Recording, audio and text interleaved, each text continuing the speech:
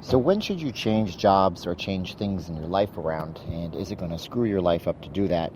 So this is the newthinkingnewlife.com podcast, and I'm anonymous administrator, and I jumped around so much in my life, guys. I can't even tell you. I jumped around from job to job, position to position, and it didn't get me very far at all. So the reason I'm making this is because a lot of people have the grass is greener type of attitude where they're going to jump across the street, they're going to see what they can do, they're going to do something better. And a lot of people also have something called the sunk cost fallacy syndrome. Let's talk about the first one. Grass is greener on the other side. In my life, I've had experiences where I would be offered something, not even think about what the consequences of dropping my current job or position was, and I would go to it. This can be translated into anything, though. It's not just work.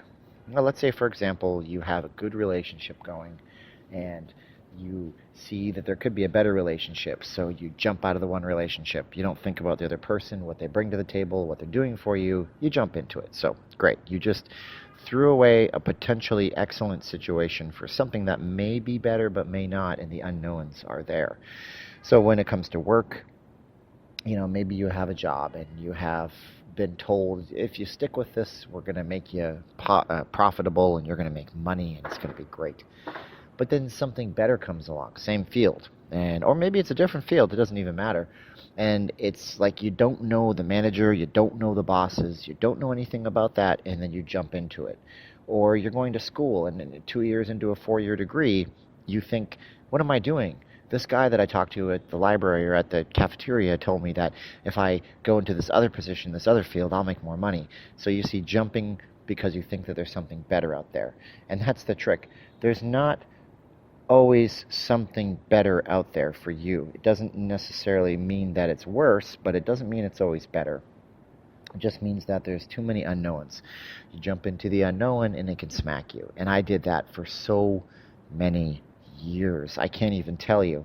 Um, it just it just blows my mind that I didn't stick with one thing. So by not sticking with one thing, I never developed any personal or professional relationships with people that could possibly further my career, possibly get me a second or third stream of revenue income at my position. And I never developed the relationships that I needed for stability in my life because I was always chasing after the end of a rainbow. And you can't find the end of a rainbow if you've never heard the analogy. There's no such thing. But you try to find it, and you have all these adventures along the way. And along the way, I hurt people in my family, made me frustrated, made me mad. Okay, that's one way of looking at things. So you jump around far too often. I did that. What else we're going to talk about? We're going to talk about the opposite, which is, they call it the sunk cost fallacy. I don't know. I read this somewhere, but I think it's an economics term. And the syndrome, the fallacy, the whatever, it goes like this. Let's say you have you have a job and you have a business, or you do a job, you do a business, and it's not paying the bills. It's not paying the bills, and you put so much resources into it that you are not willing to change out of it. So if you had a business, you opened up a business with what they call, usually it's called love money, which is your friends and family, because nobody wants to finance a first-time business owner at a bank. But you put your money into it. Maybe you saved up for 20 years to open this business, and your business isn't going well. And what you do is you just keep on pushing on because you've saved up for 20 years of your life to do this. This was your dream. And you put lots of money into it, and you put more money into it, and more money into it. If you've ever seen the Boardwalk Empire. It's a television series on HBO. There's one of the characters, I can't remember, I can't remember the name. He's a gambler, and he gambles so much one day that he loses everything he has and then some and goes bankrupt. And he was a millionaire. He was a millionaire, big time high roller, involved in the mafia, in that television series, and he loses everything because he can't stop himself. He's put so much invested into something emotionally, spiritually, economically, that they just say, I can make this work, I have to make this work, instead of cutting ties entirely. So if you have a relationship, maybe it's a bad relationship, and we'll talk about relationships and what's a bad and what's a good one later on. Maybe it's a bad relationship. You have to be able to cut ties with that relationship. If you have a job and the job is not paying your bills, and the job keeps putting more work on your desk and telling you work for the same pay with this more increased workload, and you're losing time with your family, you can't pay your bills, everything is messing up in your life. That's when you cut ties. You don't sit there and say, well, it's going to get better, they're going to notice. But how long do you have to do that? So now we go back to time. So in the first scenario, how long should you stay in a position until you jump out of the position? Well, the truth is, you can constantly be looking for something else to do or to develop your current skills.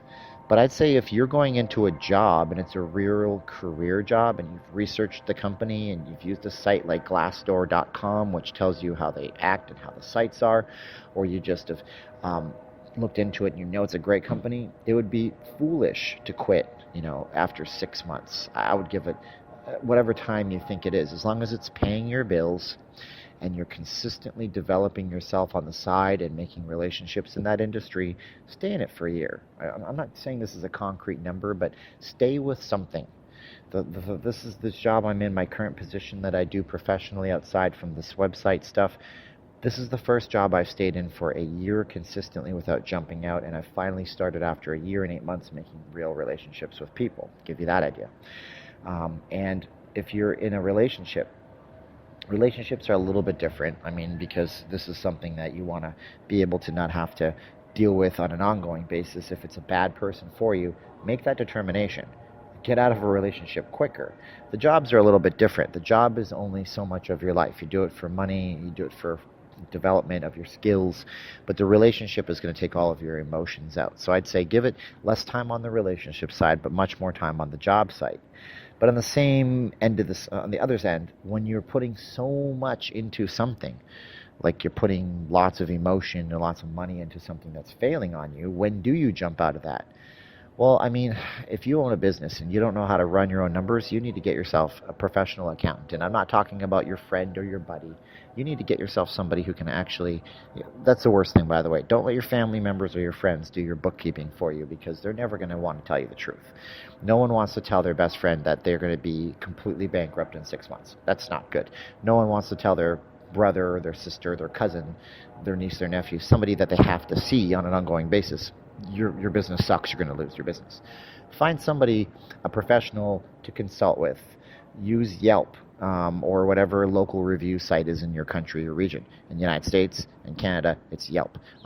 Use those things, but find out how long you can continue on as you are, and then make changes today, but don't put yourself to borrow money consistently over and over and failing consistently over and over because you have a big ego, because you put a lot into things, and because you feel like you just have to make it work somehow. That's a hero complex, and we will talk about that at a different time too. Be sure to be true to who you are, and be sure to make sure that you don't make rash decisions when it comes to jobs and relationship, and you jump from place to place like I did that for a long time. The only thing I have going in the last 10 years and 11 years of my life is my relationship. It's been consistent, married, happy, but the happiness was broken up every time I jumped from a new job to a new job, and that hurts the relationship.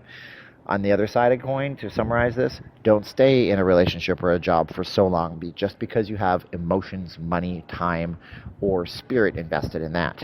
If it's not right for you, sit down, meditate on it, find an accountant if it's a business, find a spiritual person if you're going that way, a rabbi, a priest, whatever you do, if that's the way you want to discuss it with somebody. Your best friend, your confidant, that person who's going to say no bullshit to you and you're not going to get freaked out. Those people, you have to find those people and then get out of that relationship, and I would say give it some time, but make sure that you have some professional consultations, especially if it's a business. I can tell you from my experience, your life will get better if you do those things. If you don't do those things, you're going to continue failing and flailing, and you're going to be known as the person who almost made it but then lost it all, or you're going to be known as actually in either one. See, that's the thing. That's the funny thing about it. In either of those scenarios, whether you jump around from job to job, you're going to be the person who almost made it but lost it all. If you continue in a bad job or a bad relationship, you're going to be the person that almost made it that lost it all. So that's really a paradox, isn't it? I guess it's all about balance, and I've been saying that for years. Anyhow, Anonymous Amin, newthinkingnewlife.com. Check out the website. Use the forms on the site to comment, and let people know about the podcast. Thanks a lot.